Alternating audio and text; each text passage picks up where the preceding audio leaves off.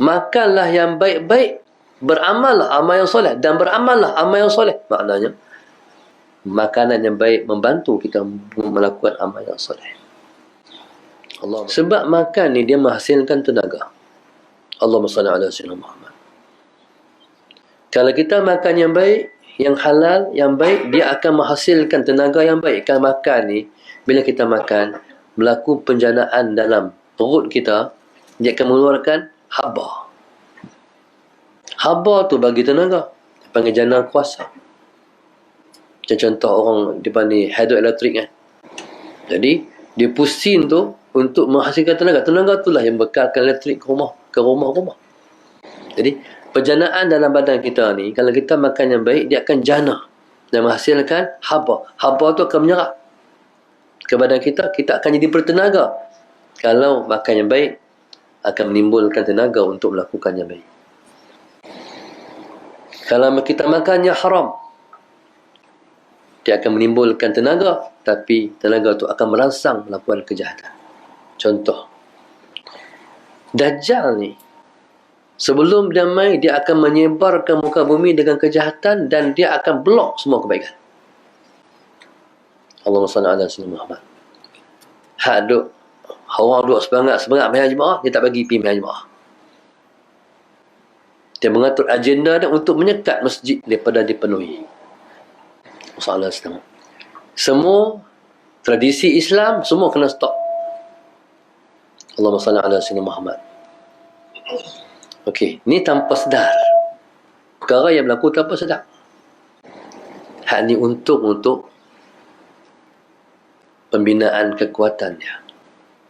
Allahumma salli ala sayyidina Muhammad. Okey. Pada waktu orang tinggal buat baik, orang akan buat jahat.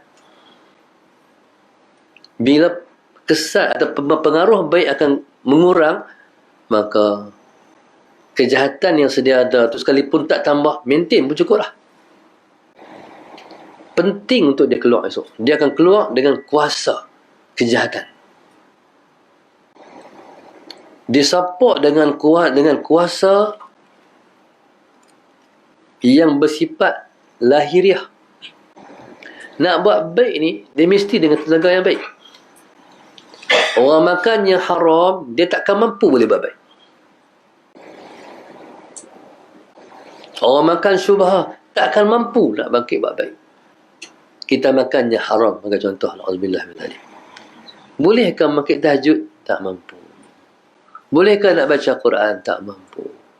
Bolehkah nak hadir mayang jemaah? Tak mampu. Dia blok.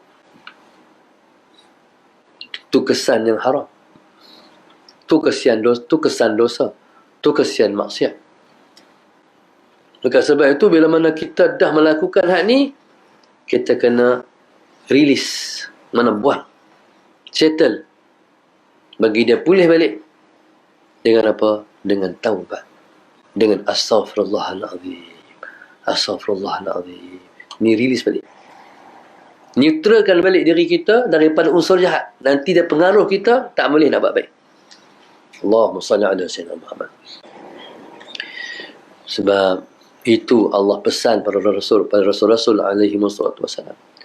Ya ayyuhar rusul, kulu minat tayyibati wa'malu salihan.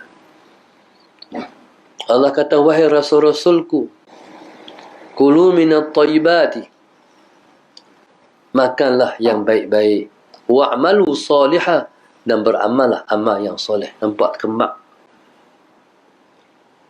Waw tu ialah wawul atfi. Kulu minat tayyibati wa'malu salihah.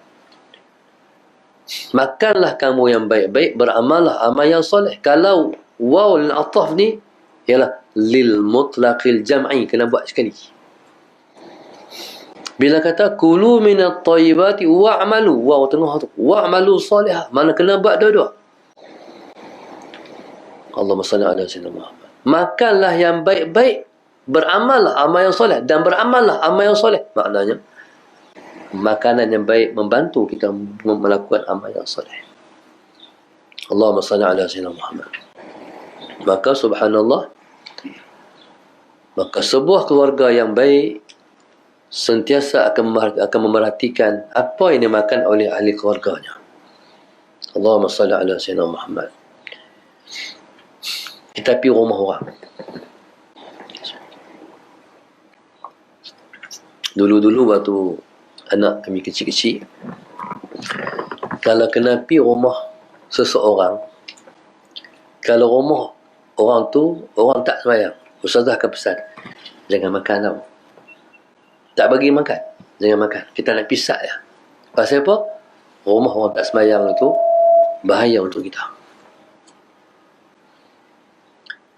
Bukan tentang dia angkat makanan tu saja. Bekas makanan tu mempengaruhi kita. Soalan senang. Bekas makanan. Sebab itu, dalam Islam dia ada konsep berkat. Allahumma salli ala sayyidina Muhammad. Ada konsep berkat.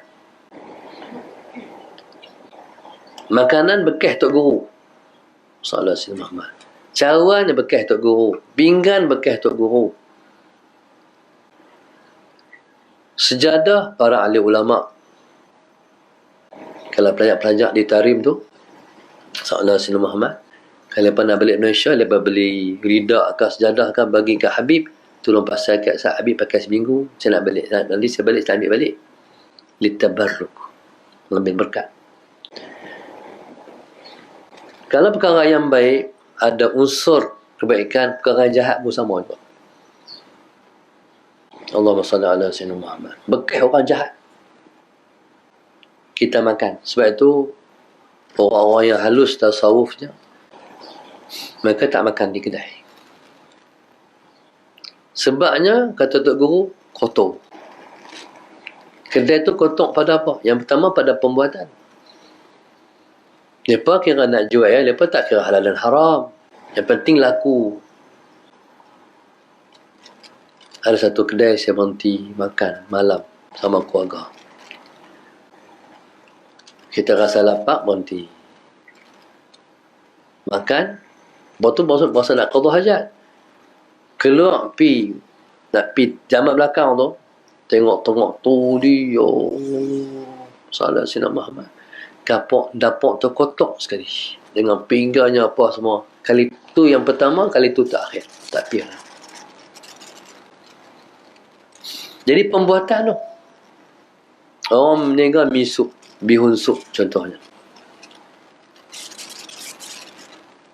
Selalunya orang jual bihun sup, mereka meninggal pakai daging import. Daging import tu pun dah bahaya. Kita tak tahu. Allah Sayyidina Muhammad. Kalau mai bukan semua sebenarnya daging import tu tak halal. Banyak juga daging import yang halal. Di negeri orang putih bukan semua masalah Sayyidina Muhammad yang menyembelih itu orang bukan Islam. Banyak juga orang Islam sembelih pun. Allah Sayyidina Muhammad. Baik. Tapi satu tanya. Kalau kita rasa tak apa, makanlah. Tapi kalau hati kata ish, jangan makan. Tu ya. Belum ada. Sebab kita ada scanner dalam diri kita, ada panggil firasat. Kalau berhenti makan, tak ada masalah apa, makanlah. Bukan susah sangat pun. Tapi kalau kata ish, dia sudah bagi isyarat. Ada unsur tak baik dalam makanan.